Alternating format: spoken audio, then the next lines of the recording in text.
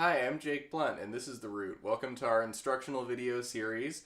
Today I have my good friend Clara Delfina, a fabulous fiddler, here to work with me on how to pick up tunes on the fly.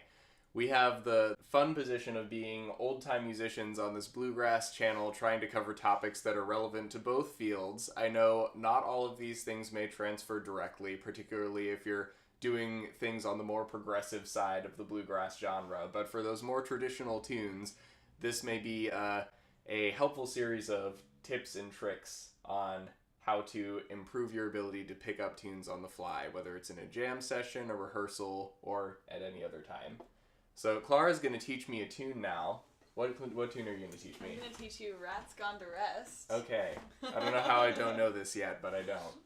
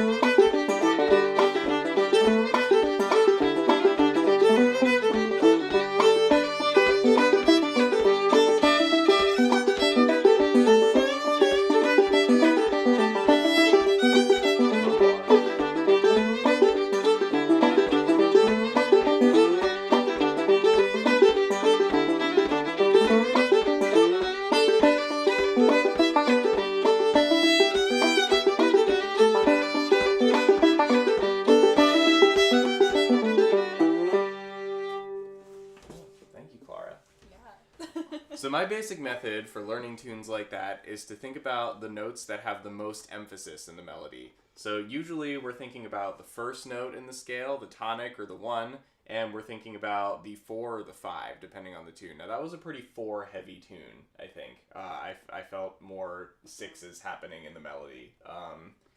More E's for the note name inclined among us. And what I really did at the beginning there was try to zero in on the spots where those notes stuck out. So any place where a note is held for a long period of time, where a note is in a position of prominence in the melody. So if all the notes lead up to a big peak in the melody, that's a note that I want to hit. And once you start getting a feel for where those notes are, you can start filling in the spaces in between them. And oftentimes with old-time tunes and with more traditional bluegrass tunes, there's kind of a set number of directions a phrase is going to go. We don't tend to be too creative with the directions that the melodies go, for better or for worse. But it puts us in the lucky position of having really more or less set number of options to choose from if we're working within the standard old time or traditional repertoire. So why don't we go through the A part of that a little bit more slowly, and I'll show what we're talking about. Sounds good. Okay. My shoulder is fell off. We'll edit it. It's fine. Probably. I was like, I'm going to see if I can have a nice little pause right there so I have time. There's a place to cut. Okay. Yeah. Do you want to start with me or do you want me to start ahead? You go ahead. Okay.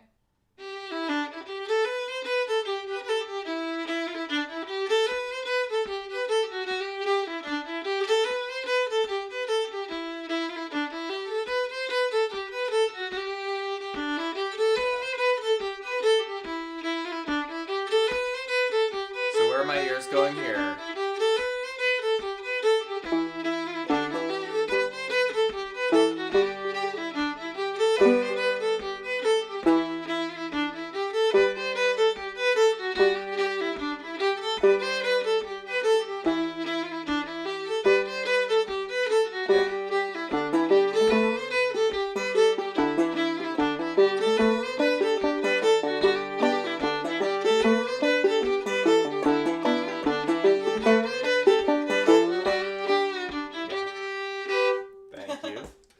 Alright, so where I was thinking I was going to play when we hit that part was on the E and the G.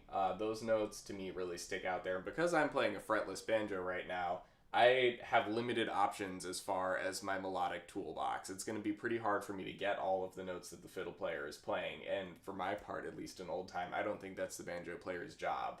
And I really think it's important to lock into the rhythm and the groove and to accentuate those important notes and maybe leave some of the rest ones out or depart from the melody in a way that complements it. So you're following the contour or maybe contrasting with it, but you're uniting where those big notes happen. So I tried to do that with you there. Really think about those E's, think about the G's. Can we play the B part? Yeah.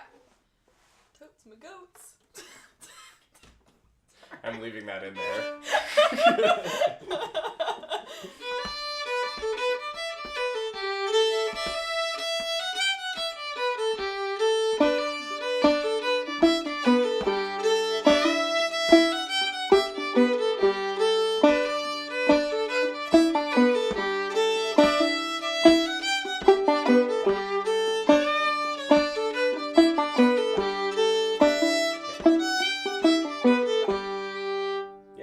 So there, I'm really feeling that 5. So I'm really making sure that I hit that long note with you. Make sure we're in unison on that part because that needs the punch, right? We all want to be together on that. But then when the rest of it comes, I do sort of what you're doing, something a little bit different, and that gives a little bit of a different flavor. Now, if you were playing a bluegrass jam, I think you need to take a break. You would need to know a little bit more about what the melody part is because you have to interact with it more thoroughly. I can't help you with that.